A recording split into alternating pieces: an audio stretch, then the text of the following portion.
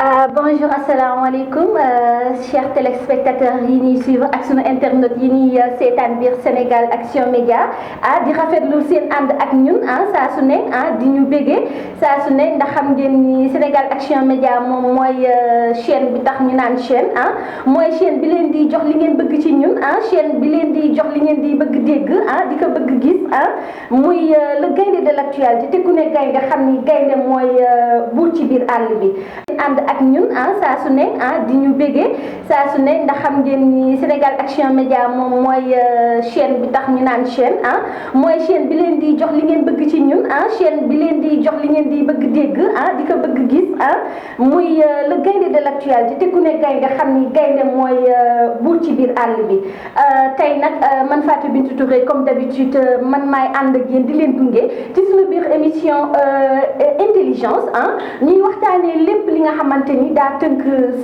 ce qu'on peut appeler éducation et par rapport à ça aujourd'hui ñuy dalal kàngam bu mag a mag waaw ndax kat fii en principe duñu dalal ki nga xamante ni vraiment defoo ay écho duñu dalal ki nga xamante ni vous n'avez pas assez d'expertise ni ay jaloore ba ñëpp ràññee la ba ñëpp am fun la teg ñuy dalal tey kilifa gu mag a mag bi nga xamante ni vraiment macha allah nekk na ki nga xamante ni il est dans le milieu éducatif nekk professeur également professeur bi nga xamante ni français nekk quelque chose bi nga xamante ni de nos jours les élèves les étudiants bon seen niveau français autant pour moi baaxatul noonu muy ki nga xamante ni il tient vraiment à relever ce défi waaye balaa ñuy xuus ñu daal di ko dalal ba ko mu nuyoo téléspectateur ak internet yi ñuy seetaan asalaamaaleykum wa rahmatulah Papa Ibrahima Mbengue ñu ngi lay dalal. waaw asalaamaaleykum soxna Fatou Bintou maa ngi rafetlu lool invitation bi vraiment di leen sant di leen gërëm yéen waa Sam TV Sénégal Action Média comme ni ngeen ko waxee gaynde de l'actualité effectivement comme ni nga ko defee présentation bi apprenti rek la waaye xam naa bi ngay présenté ku gis affaire yi dina ne waa kii kan la ñuy présenté fekk vraiment apprenti rek laa ci lépp apprenti laa ci njàngale mi apprenti laa ci li ma nekk. kàngam nga ci apparemment. non du ma ci kàngam lépp apprenti laa ci di gërëm tamit sama collègues yi nga xam ne tey ñu ngi wër di nekk di jàngalendoo bon effectivement comme ni nga ko waxee maa ngi ministère de la santé je suis membre de la cellule communication pratiquement fële ci ministère de la santé nekk ci wàllu tout ce qui est communication digitale comme ni nga ko waxee donc di gërëm ñëpp di ñaan yàlla nañ def émission bu nga xam ni dina neex nit ñi daal. Monsieur Mbengue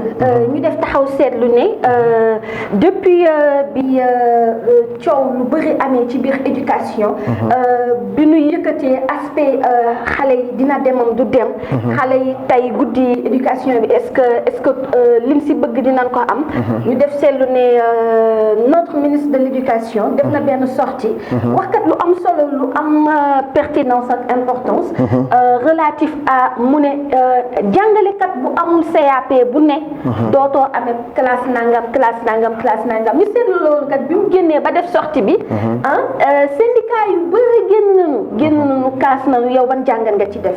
bon waaw syndicat yi am nañ droit casse parce que xam nga boo seetloo avec le mouvement syndicaliste chacun joue son rôle le ministère dafay collaborer avec moom la ñu naan les partenaires sociaux dafa war di collaborer ak syndicats yi aussi tamit bon le syndicat comme on le définit c'est un regroupement de travailleurs exerçant la même profession et pratiquement qui défendent les intérêts communs donc syndicats yi bu ñu kaasee loolu war nañ ko kaas mais ministère bi aussi tamit li mu wax am na fu mu ko teg parce que classes yi mu choisir ce sont des classes phares des classes yi nga xam ne généralement ci la ñuy former xale yi am na classes yooyu nga xam ne bu la ci dara rëccee rek tey pour nga amaat ko problème la. kon yow si je comprends bien waa ministère bi li nu dogal boobu ñu jël ànd nga ci. non pas waa ministère bi li ñu jël man sama analyse objective laay def. yow sa analyse vous êtes du côté des syndicalistes wala du côté de. non moi je suis de mon propre côté. ah d'accord man nekk ma pour ministère. xam naa da ngay bañ ku la mere. non kenn ministère dafa lu ma dara syndicaliste def man je ne suis pas syndiqué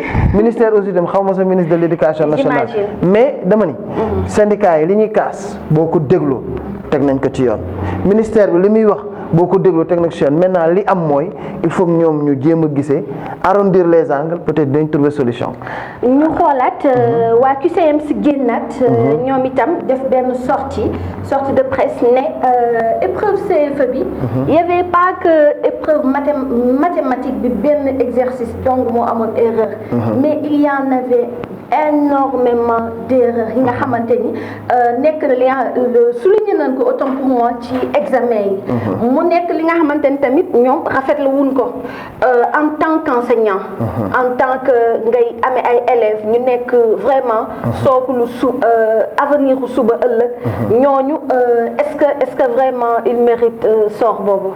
Bon tey boo xoolee erreur yi nga xam ne am na ci épreuve yi déjà là la faute revient au ministère parce que mënoo toog oui.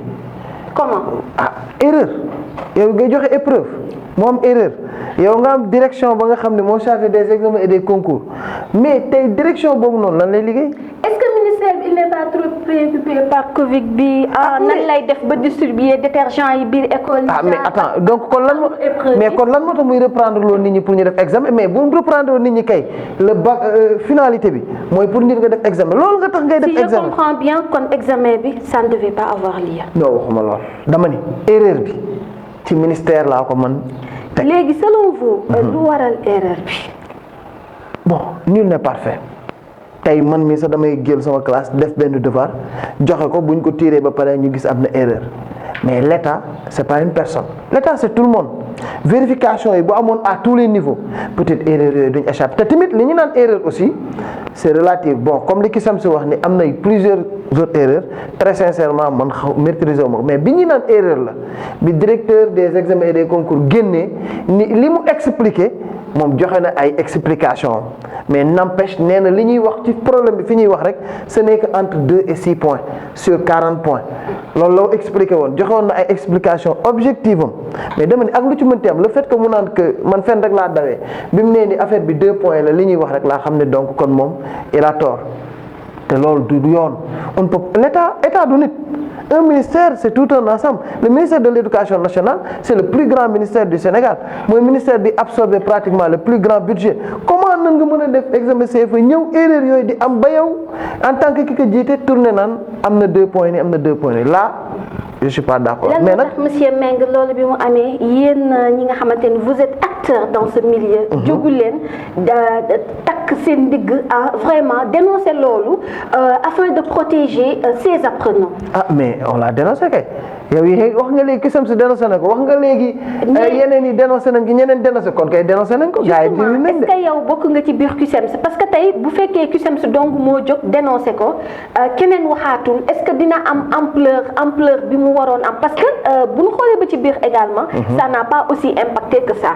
ñi koy bëriwul. waaw man bokkuma Kisam si très sincèrement bokkuma benn syndicat. justement man très sincèrement je ne suis pas syndiqué bokkuma benn syndicat man enseignement comme ni ko gars yi def. man du passion la ci man je ne suis pas entré dans l'enseignement pour gagner quelque chose je suis dans l'enseignement parce que je suis un enseignant de par mon cœur. passion la ci man. tey xëccuwuma dara. man maay tourné sax dem di jàngale ji sans rien parce que c'est sama vocation la en plus sama passion la. Monsieur Meng nous avons eu à prendre des échos comme quoi que à l'approche des examens vous êtes chargé à titre personnel. À titre personnel sonn si loolu mu jaral la nga convier les élèves yi candidat au BFM également ceux du baccalauréat nga leen di dispenser ay cours de renforcement à titre gratuit parce que xam nga ni c'est pas du tout évident xale yi qu'ils puissent réussir ak dëkk bi fi mu toll nii ak tamit ñàkk jàng léegi yow jour bi nga toogee jour examen bi ñu ne la am na xale bu góor bu décédé ci en plein examen mu daanu décédé parce que man loolu laa ci dégg boo mënee jox plus d'éclaircissement par rapport à ça ak noo ko dundee ban sentiment nga ci am. waaw comme ni nga ko déggee laa ko dégg et aussi c'est confirmé d'ailleurs même sax il n'est pas le seul. Il y a une autre fille oui bu nga xam ni bi mu jotee résultat yi ñu ne ko jàll nga au second tour moom it dafa décédé.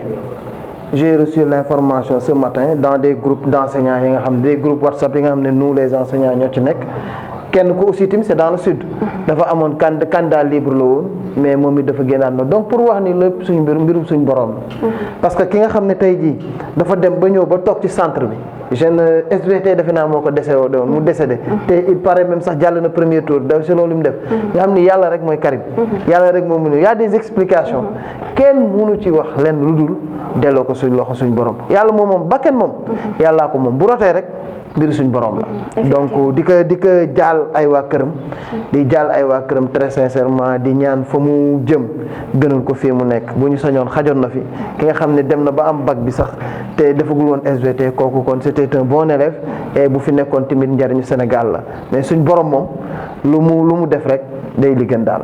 leeral yu baax a baax. jàpp naa ne internet yi am nañ ci jàngat également.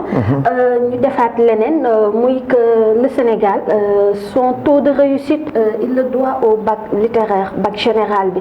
parce que taux de réussite bi en principe c'est 65% parce qu'en 2018 avec le bac technique moom nam seetlu ne au moins moom def na effort ba am 48%. lan moo tax d'habitude c'est le bac général boobu na ñuy def. seetlu ne que si la kii di passer au lieu de bac G et bac T et tout. Donc bon xam nga ce sont des séries quoi. On a la série L', L2, S1, S2, S3, S4 ba S5 am na au Sénégal. am na jàngale tappaleel la comme ni wax boo dóoree ci feuille bi rek comme da ngay bind boo naxee sa interlocuteur bi rek après di nga am moyenne alors que yee c'est tellement scientifique et technique. Tu trouves ou tu ne trouves pas. parce que éco yooyu dañ koy faral di dégg. dañ koy confirmer wala entre yooyu man je me demande toujours bu gën a métti bu fekkee science exacte la. bu dee science exacte la yow xam nga ni donc lii lañ la jàngal fa nga jëm. mais bu fekkee du science exacte. Quand tu es là pour convaincre. mais pour man loolu gën a métti ndax convaincre. moo gën a métti tey ñii di ma seetaan est-ce que mën naa leen convaincre. tey boo jëlee bac L ni ñu koy waxee noonu bac L dafa doon la nga xam ne dañ lay jox sujet nga disserter. wala nga def dara pour convaincre sa correcteur. mais est-ce que convaincre gënul métti prouver science exacte. mais comme on le dit que toutes les séries bon je ne dirais pas que toutes les séries se valent. mais ce sont des séries yi nga xam ne tey jii. fii ñu toll nii bac. c'est un diplôme ba nga xam ni c'est je dirais c'est étatique mooy buntu àdduna la toll. tey nag bu ñu xoolee ni la série L moo ëpp ay taux de réussite c'est normal parce que départ bi la. parce qu'on a beaucoup plus de littéraire que de scientifique. on n'a pas orienté généralement objectif yi teelu ñu woon orienté exemple les élèves vers la série S mais je pense que sous peu dina sotti pourquoi sous peu dina sotti ndax am na ay écoles yi nga xam ne comme le lycée de Diourbel ce sont des écoles yi nga xam ne uniquement pour les scientifiques bon inchallah dinañu rattraper le gap quoi. inchallah léegi bac bi jàll na ci jàmm. yéen ñi nekkoon les intervenants. am ngeen ci satisfaction probablement maintenant BFM bi dégg naa ñu ngi ko prévoir à partir du 14 septembre est-ce que la date tient toujours. oui c'est le lundi 14 septembre inchallah. BFM bi yan disposition ngeen jël en tant que éducateur ndax yaa ngi topp xale yi ba tey wala ndax suspendre ngeen cours de renforcement yi ngeen doon def et tout. bon xam nga avec depuis bi ñu retourné ci pandémie bi depuis reprise bi dañu amoon benn objectif bi sax mën naa ne c'est un mouvement bu nekk Cambérène tudd alternance générationnelle pour le développement de Cambérène moo am objectif ni dafa bëgg a accompagner xale yi. yàlla dafa def nag dama bokk ci biir mouvement boobu. te ci biir mouvement boobu comme man éducation daf ma ñor. biñ koy def ñi nga xam ne waa alternance générationnelle dénk ma ko. ñu ni dañuy def benn plan ba nga xam ni dañuy encadrer tous les élèves. encadrer leen gratuitement. et gracieusement si je peux me le permettre. quand je dis gracieusement parce que le mouvement ci boppam. bi ñu ñëwee. may na xale bu ne 4 masques. ah bon. oui indi ay gelam teg chaque jour xale yi balaa ñuy dugg ku ci ne di nga jël pour respecter pratiquement les consignes édictées par l'État du Sénégal à travers son ministère de la santé.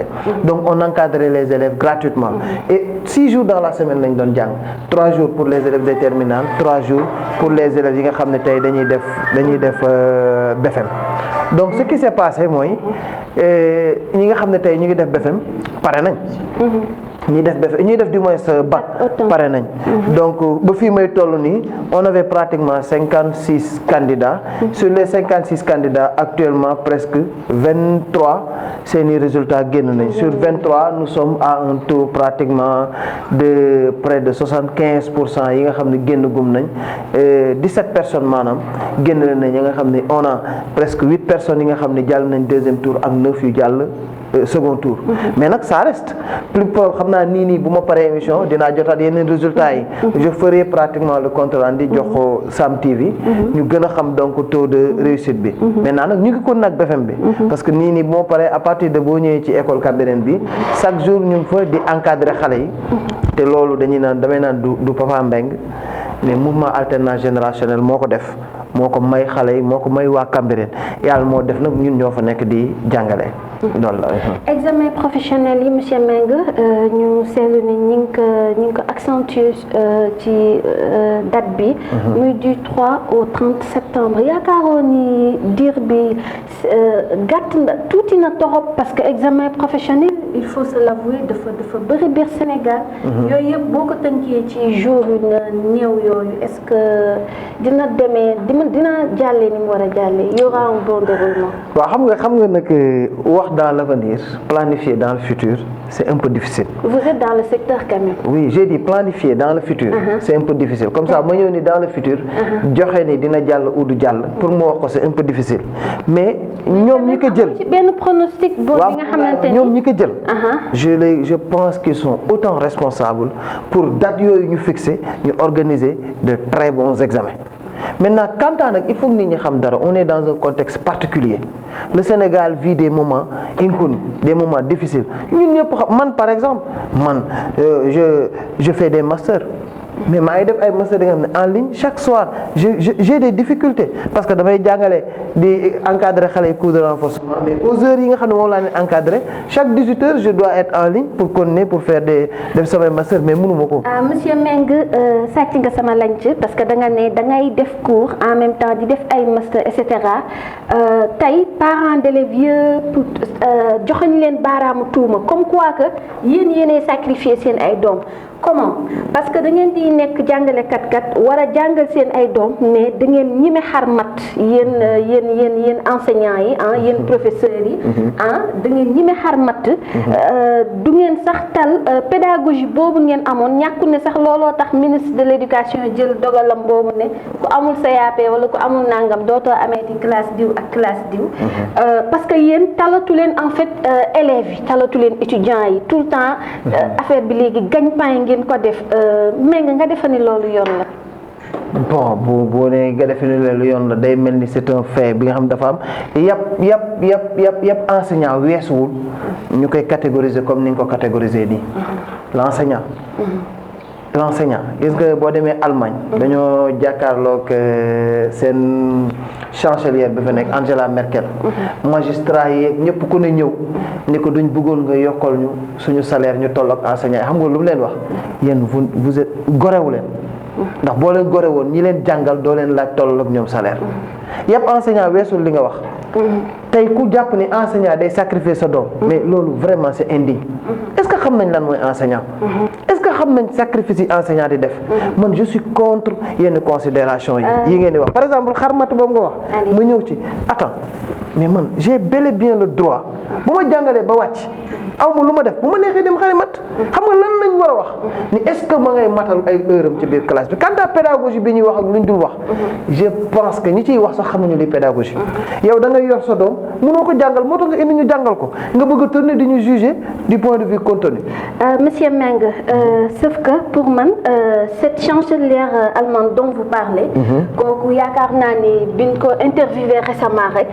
la journaliste qui l'a interviewé daka ne madame la chancelière je vous ai pris en photo sur cette même robe il y a 2 ans xam nga lan la ko tontu. mu ne ko moi je ne suis pas mannequin. je sers l'Allemagne. mu nekk ki nga xamante ni otoom Allemagne fayalu ko essence Allemagne du ko jëndal. buy defi course day croisanteeg nit ñi comme ni muy croisanteeg citoyens normaux yi. mais mu nekk réalité bi nga xamante ni il faut se l'avouer amul biir Sénégal. parce que tey yow tey am na nombal tànk booy am. état moo lay jox oto. état moo lay jox essence. sa dëkkuwaay état moo koy fay. leneen ak leneen ak leneen.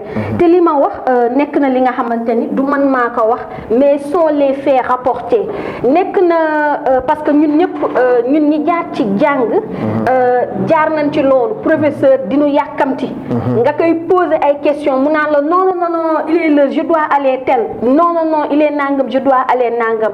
kon je pense que lii bu ñu ko waxee c'est fait bien vrai que nag y a des exceptions am na professeurs yu jox ak yelleef ñàng ak ñàngale mais quand même il faut se l'avouer pédagogie bi amoon bu njëkk ak passion amour biñ ci doon demee amatul de nos jours parce que de nos jours chômage bi dafa primer sur lu bëri ba léegi képp kuy dugg ci dara yaa ngi jiital source de revenu avant ngay jiital conviction baak leneen ak leneen ak leneen et je pense que loolu sama thèse boobu da nga koy soutenir wala non man du ma soutenir sa thèse xam nga lu tax parce que comme mooy li ngay wax dafa am nit xam nga instant bi yaa ngi ni am na exception amul exception de dafa bëri exception par exemple xam nga yaa ngi joxoñ tuuma enseignants yi mais man par exemple enseignant là mais ça fait 3 mois chaque jour que je fais de 17h jusqu'à 21h je donne 4 heures de temps gratuit chaque jour que je fais fii ci école Cambérène li may wax ñëpp mën nañ ko seede. waaw monsieur Mbengue loolu yow vous faites partie des exceptions. non je ne fais pas partie des exceptions mais dama bëggul. ñu joxoñ tuuma xam nga Sénégal lan moo metti Sénégal. da ngay gis man ma ñëw am sama master 2. en enseignement di jàngale. gis kenn ku am master 2 ci benn entreprise wala am ko ci état bi am salaire bu doubler sama salaire man enseignant.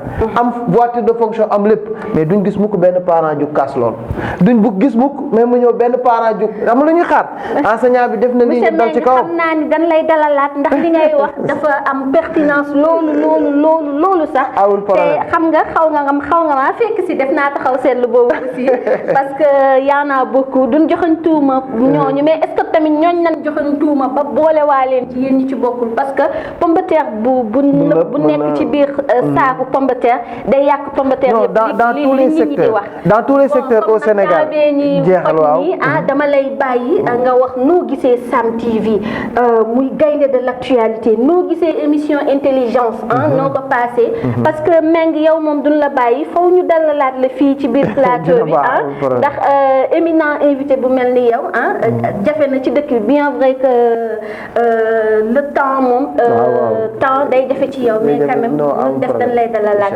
ñu bàyyi la nga joxe say impression waaw bon maa ngi gërëm bu baax waa Sam TV. Donc, comme vous le dites, le temps est devenu une denrée rare. Donc, on n'a pas trop de temps. Mais d'ignan rek parce que moi, ça c'est une très bonne initiative. Sam TV n'est que gaynde de l'actualité.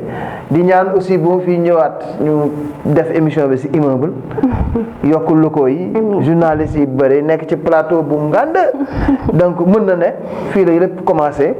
Di gërëm aussi le directeur des programmes bi nga xamné moma contacté muy monsieur Moussa Sow.